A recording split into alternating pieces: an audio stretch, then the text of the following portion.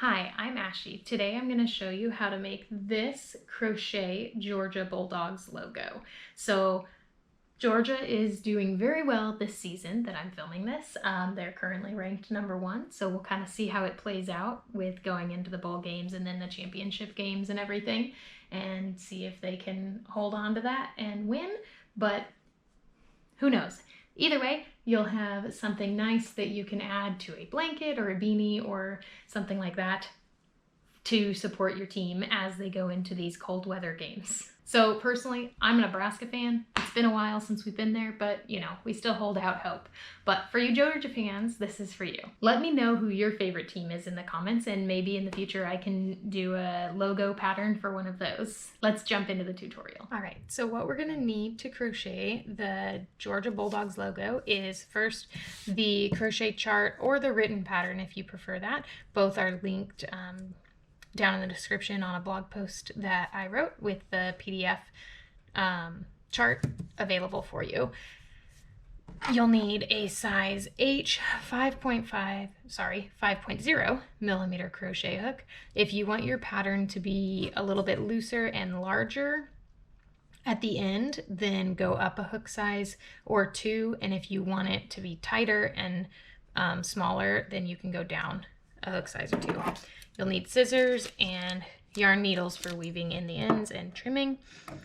And then we'll need our colors. So I have red, white, and black. I love this yarn. And it's an acrylic yarn. This is a medium weight for yarn, and this is available at Hobby Lobby. I like this yarn. It's kind of my go-to. It's affordable.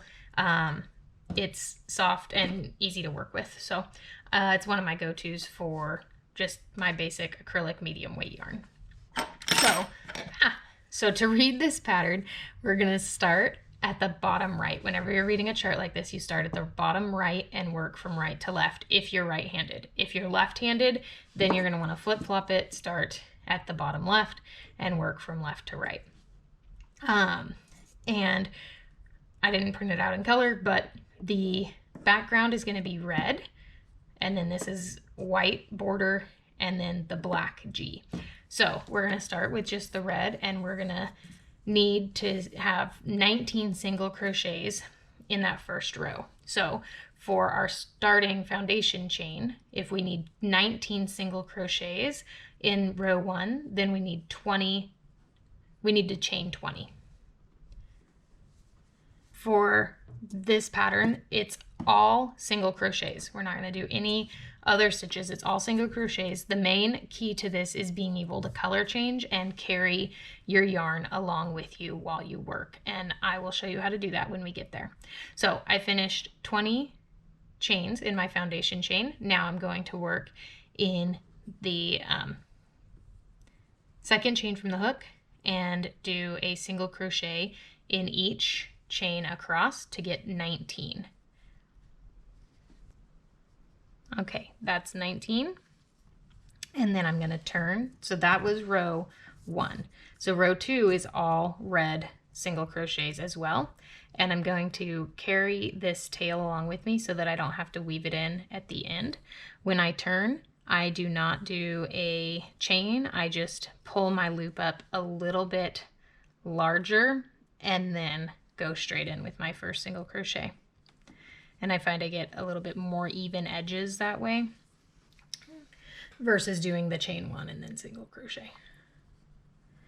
Now, when I'm working over yarn, and this I always do it for my starting ends, or I try to always do it for my starting tail. Sometimes I forget, but it's important for the rest of the pattern. You have to do it for the rest of the pattern. So you take that tail and put it right next to the top of the single crochet stitch so that it's just almost like blending in there. And then you work your single crochet like normal. So when you insert your hook, you're going under that tail, and then you're yarning over and pulling it up under it. And then your next yarn over is going to be over that tail, so that it's hidden in that stitch.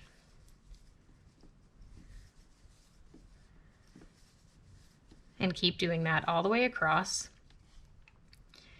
And once you run out of this starting tail, then you just keep crocheting like normal.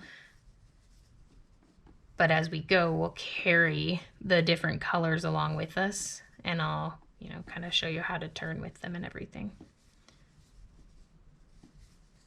Okay, so now that was row 2. On to row 3. We're going to start with 5 single crochets in the red, and then we switch to white. So I'll show you 5 single crochets. 1, 2, 3, 4. And then now when we switch colors, we start that single crochet. So this is my 5th. I'm going to insert my hook, yarn over, pull through, but I'm not going to finish that single crochet. I'm going to change to my other color. Okay, and so this is the best way to do a color change where you do not get a stitch that looks half one color and half another. You finish that single crochet, that yarn over and pull through the last 2 with the new color. Now we're going to have this tail and this red kind of working yarn carried along with us, and we're going to do 9 single crochets in white, and I'm just going to hold those right next to this stitch and work over them.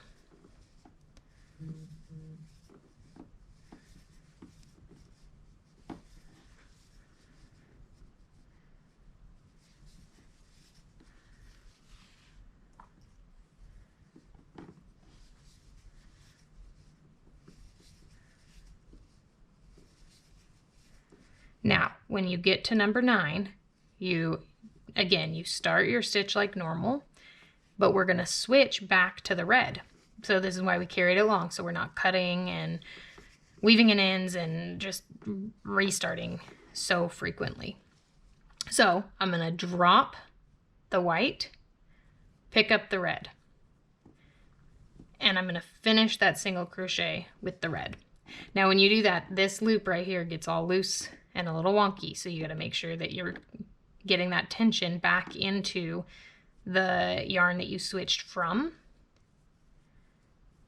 and make sure that it's pulled to not tight, but the same tension as the rest of the stitches. And then we're going to finish out the row with 5 single crochets working over the white yarn. I still have a little of its tail left, so I'm going to work over that too.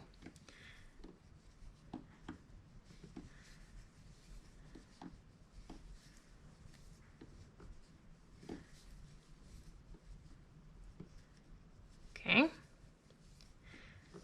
so there's our first row with the color change. Now, when you're working the pattern, also know that every time you're working an odd row, so 1, 3, 5, all of those, you're going to work from right to left. And anytime you're working an even row, you're working from left to right, and that'll help you with your counts, and you don't have to think about it as much if you know that. So now we're going to work row 4, which is 4 red, 2 white, 7 black, 2 white, 4 red. Okay, so we're going to start with 4 red. Now when I turn, when I'm carrying along the yarns, I just keep those 2 yarns right next to each other, make my turn just like I would normally, and then do my single crochet, making sure that that tail, it's not a tail, but working yarn that we're working over or carrying along is on top of the crochet hook. Okay.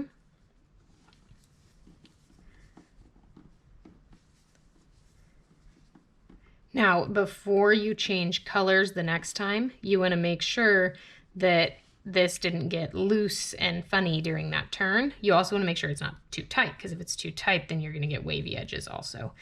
So let me pull out that last stitch a little bit. So if I pull it too tight, there's real tight, right? You're going to get this little divot here that you don't want. And then, you can loosen it back up. If it's too loose, which now I can't really undo that, but if it's too loose, you're going to see a lot of this white poking out the side, basically. So what I recommend is, especially when you're starting, pull it a little bit too tight and then just kind of loosen it back up to get it nice and flat. I don't know, maybe there's a better option than that, but I kind of like that, especially when you're first getting started with these color change techniques and you might not be used to carrying yarn along. So now I'm here to my color change, so start that single crochet, finish it with the new color.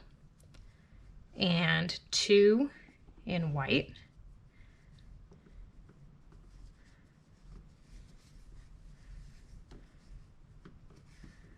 And then here I'm switching to black, so I'm adding a 3rd color.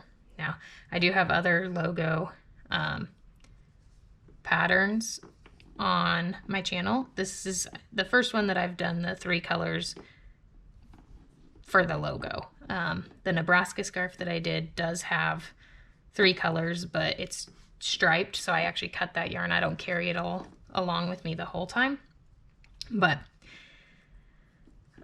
it's the same thing. Now I just have all of these yarns that I'm working over. So I'm doing, what am I doing? 2, 4, 6, 7 black. 2,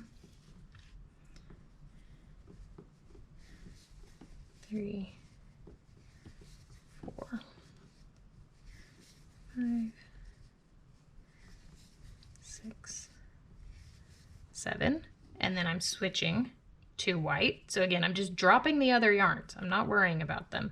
And finding the one that I need and finishing with that.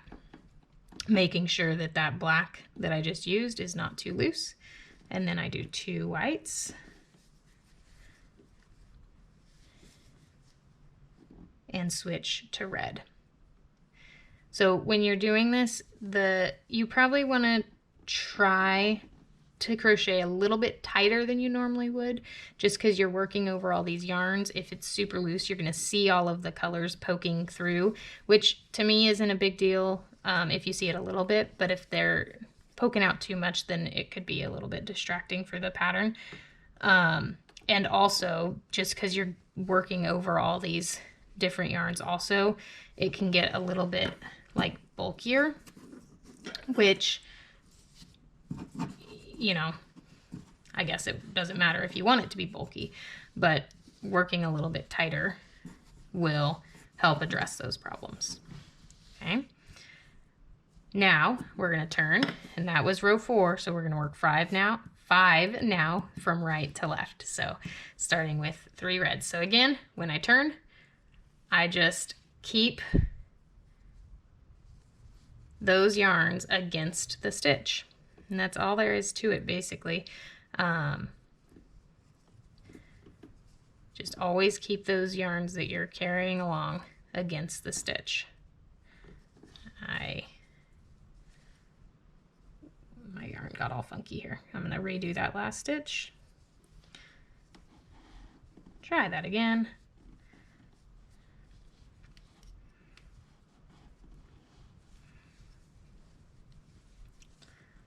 And then turn.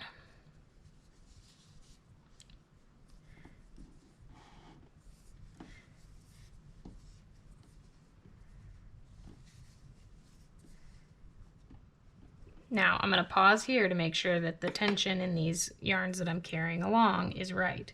So again, if I just kind of pull it tight, then it gathers all of that, and then I can loosen it back up, make sure that it's not too tight.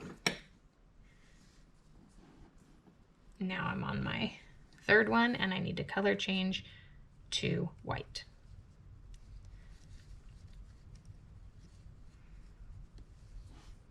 Drop the other yarns, pick up the white.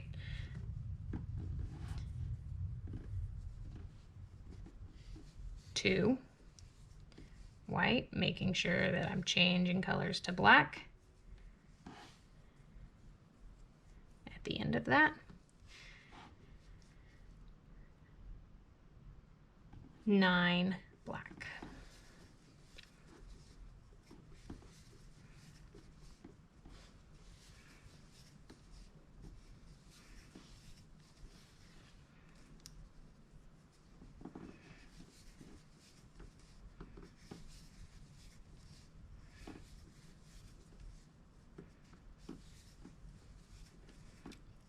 after 9, I'm switching to white again. Drop the other colors. Ensure proper tension. 2 whites. And switch to red.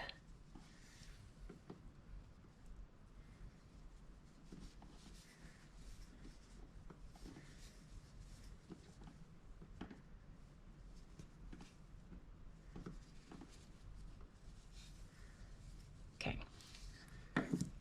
Now, one other thing to note is when you're doing all these color changes, your yarns will start to get twisted up. Okay, so you can literally just, like when you're at the end of the row, just make sure you have your loop out and just untwist them, basically. Now when you have 3, you know, some of them are getting twisted more than others because you're changing between certain colors more often. But this isn't a huge project where we're gonna have like crazy amounts of tangling here, but if it's starting to mess up your tension or bother you, you can just kind of untwist them. Okay, so I'm gonna put my hook back in, make my turn. That was row 5, so now we're doing row 6, and we're going from red to white to black to white to black to white to red. So we have more color changes here than we did in the previous rows. So we have 2 reds,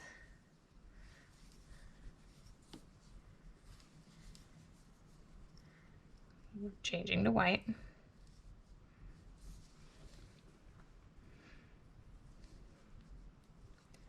2 whites,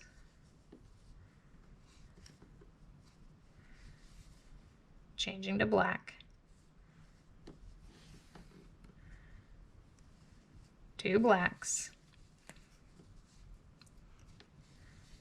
changing to white again,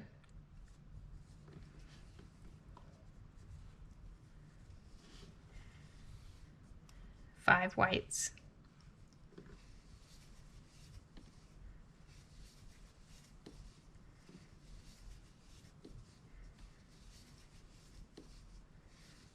black,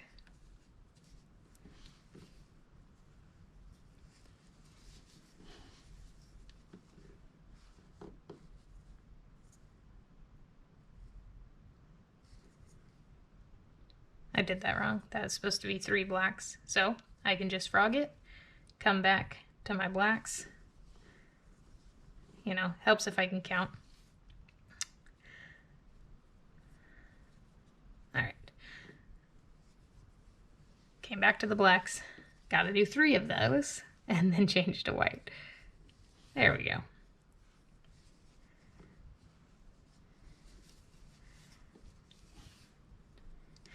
Making a mistake in crochet is really easy to fix. If you catch it soon enough, it's not even that annoying to fix. If you catch it later and have to rip out a lot, then it is annoying to fix because you've spent all that time on continuing, you know, the project, and now you have to rip it all the way back to the mistake. So depending on the mistake, sometimes I just don't care and I just don't fix it. But this one I caught it soon enough that I did fix it. So also, since it is a tutorial, I probably should have fixed it anyway, even if it was farther, but I don't know if I would have, because sometimes I just don't like to take the time, basically. Okay, now 2 whites, switch to red, and finish off this row with 2 reds.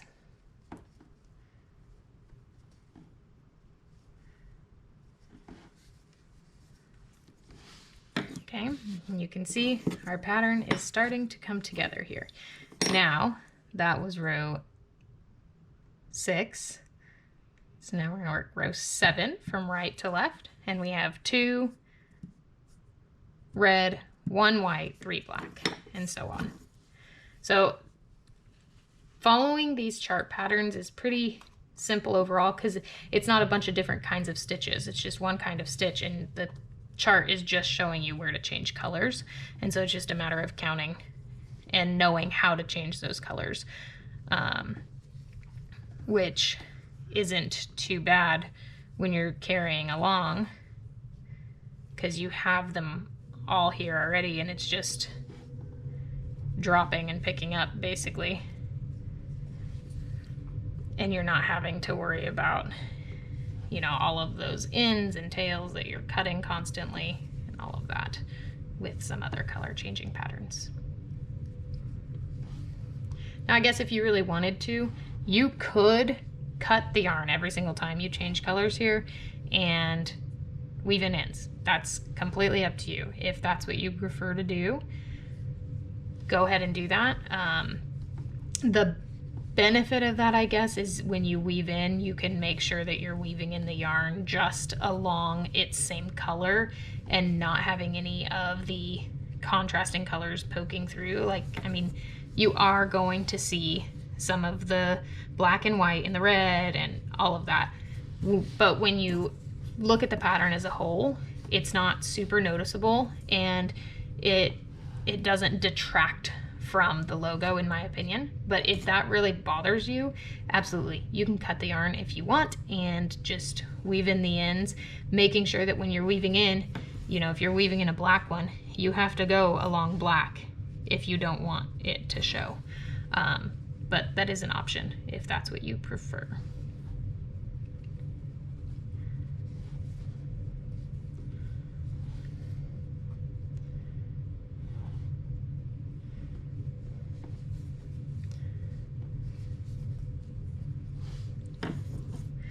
Okay, so from here, I'm just going to finish the pattern up to kind of the top of the G and then I'll pick it back up. I just finished row 13, which is the last of this black yarn. So I know I'm not going to be using the black yarn anymore, and I'm going to go ahead and just cut that tail now. And I already weaved it in.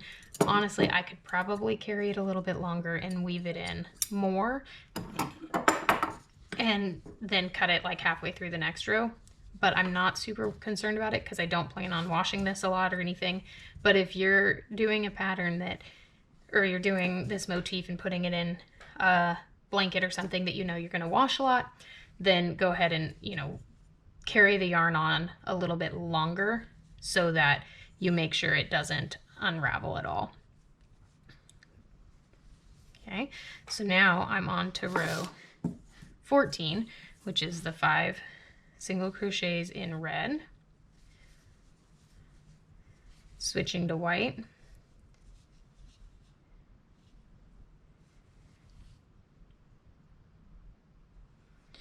nine single crochets in white, and this is kind of closing up the top border of the logo.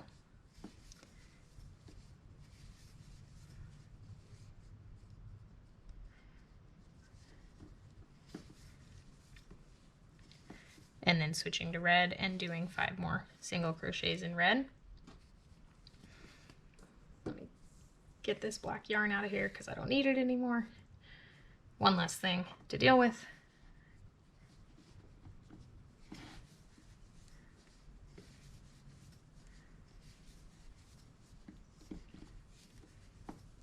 And then I'll show you what I mean by continuing to carry it along. So if I'm concerned about it unraveling, instead of cutting the yarn, I'm going to turn and just keep carrying along for this row.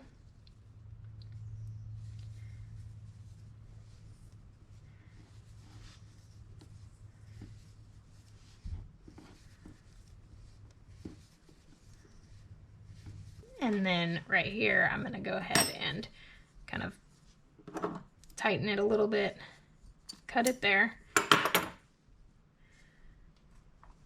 And then now it's woven in down this row and back across this one. So it's going to be very secure and not be at risk of unraveling. So then I just have to finish the final row of red, and that's just 19 single crochets in red. And then I'll finish off and weave in the very final end, which is the only end that we have to weave in now, which I love because once I finish the crochet part of the project, I don't love going back and weaving in a bunch of ends because I feel like it should be done already. I finished all the crocheting. Why is this not done? And so just having that one end to weave in is nice. So I'm just gonna leave a few inch tail there. Finishing off, the way I do it is I just finish my single crochet and then I pull up another loop, pull it all the way through, and then create just a tiny little knot there at the end. And then, you know, some people use a crochet hook to weave in their ends. I prefer to use a yarn needle. I just think it's a lot faster and easier to use the yarn needle versus the crochet hook. Now, in terms of finishing off, I've tried to find if there's a right or wrong way to do it in terms of, sorry, not finishing off, but weaving in the ends. And basically what I've found is there is not. Some people just kind of randomly go through their stitches. Some people very precisely go in certain spots in their stitches. Some work kind of zigzagging down through or straight across one row, then back up another. All of them are fine, is basically what I've found, is there's really not a right or wrong way to do it as long as you're going through a few times and ensuring that the yarn is not going to unravel with use. You don't have to do it any precise way.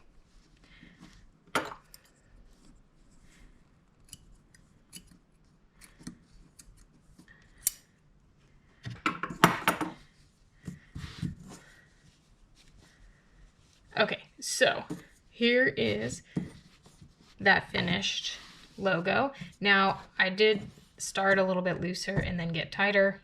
I don't really have a good excuse for that. I can try to make one.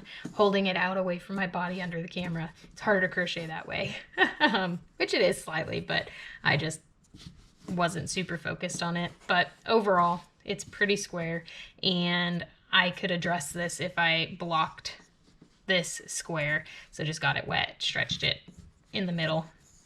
It's not super uneven, so it works. But I won't stop messing with it so you can actually see it. There's the logo, okay? And I think it looks very, very similar to the Georgia Bulldogs logo. So I'm very happy with it. So again, here is that finished Georgia Bulldogs logo. I think it's just such a fun way to personalize a gift for somebody or make something for yourself. You can add it, again, like I said, to a blanket or to a beanie, or if you wanted to make a shirt or a scarf with this on the end of it. It's really easy to add it that way. So if you like this video, please subscribe to my channel, hit the like button. I have a ton of other content with just general crochet information, stitch tutorials, patterns, and that kind of thing. So I really hope you enjoyed it. I hope you learned something. Have an awesome day.